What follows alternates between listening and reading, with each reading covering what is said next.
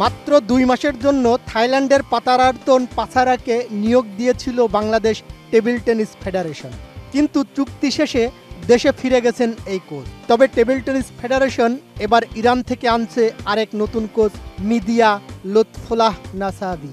চলতি নভেম্বরের শেষ সপ্তাহে বাংলাদেশে আসতে পারেন এই কোচ। ২ বছরের জন্য তার সঙ্গে চুক্তির পরিকল্পনা করছে বাংলাদেশ টেবিল টেনিস ফেডারেশন।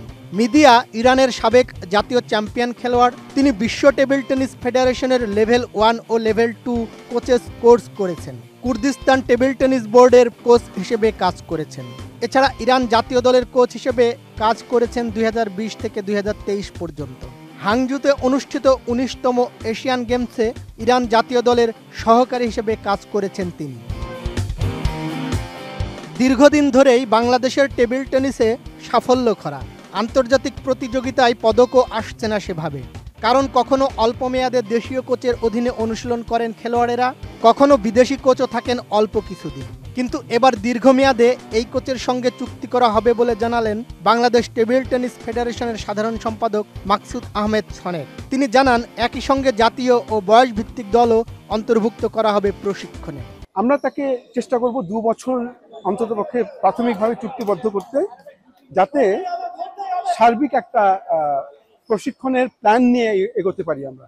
শুধু সেটাতে জাতীয় দল অন্তর্ভুক্ত থাকবে না, যেরকম এজ গ্রুপটাকে কিভাবে সাজাতে হবে সেটা পরিকল্পনা, সে কোচিং হয়তো করাবো আমরা আমাদের লোকাল কোচ দিয়ে, কিন্তু পরিকল্পনাটা আমরা কারণ তারা অভিজ্ঞ, তাদের অভিজ্ঞতাটাকে আমরা এখানে ব্যবহার করব আমাদের জাতীয় প্ল্যানিং এর ক্ষেত্রে। টানা তৃতীয়বার অর্জন করেছে দেশের সেরা সুপার ব্র্যান্ড স্বীকৃতি বসুন্ধরা টিস্যু। ঘরোয়া টেবিল টেনিসের আয়োজনও স্থবির ছিল আগের কমিটির সময়। বর্তমান কমিটি এসে নিয়মিত খেলা রেখেছে। বর্তমানে চলছে ফেডারেশন কাপ টেবিল টেনিস। ২০২২ সালের পর টিটি লিগের আয়োজন করা হয়নি। ফেডারেশন সাধারণ সম্পাদক জানালেন দ্রুত লিগের আয়োজন করা হবে। ঘোষণা করব লিগের তারিখ, সেটি যত তাড়াতাড়ি সম্ভব তত তাড়াতাড়ি করব। এটা যদি আমাদেরকে ওদের ক্লাবগুলির প্রস্তুতি যদি সময় লাগে, তাহলে আমরা আগে ন্যাশনাল করব এবং তারপরে লিগ।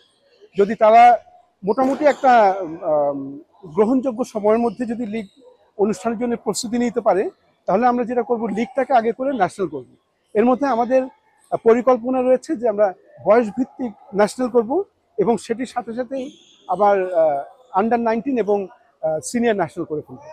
চলমান এসএ গেমসের ক্যাম্প বন্ধ হয়ে যাচ্ছে টেবিল টেনিসে, কিন্তু বৃহত্তর পরিকল্পনার অংশ হিসেবে ট্রেনিংটা অগ্রাধিকার দেবে ফেডারেশন।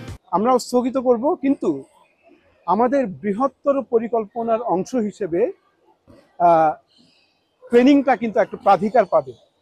আমরা ইরান থেকে চেষ্টা করছি একজন কোচ আনতে। এখন সমস্যা হচ্ছে আমাদের এখানে যে অ্যাকোমোডেশনটা রয়েছে সেটি মানসম্মত না। সেটাকে একটা নির্দিষ্ট মানে যদি আনতে পারি তাহলে আমাদের খরচ কমবে। আমরা কিন্তু আর্থিকভাবে সচ্ছল না, অর্থায়ন একটা বিরাট ব্যাপার হয়ে দাঁড়িয়েছে এখানে।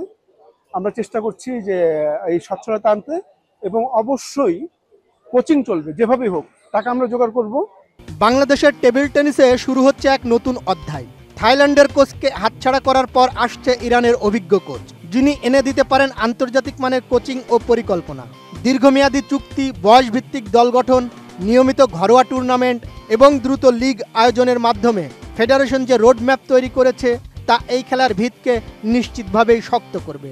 বিদেশি কোচের হাত ধরে টেবিল টেনিসের নতুন এই স্বপ্ন কি সফল হবে?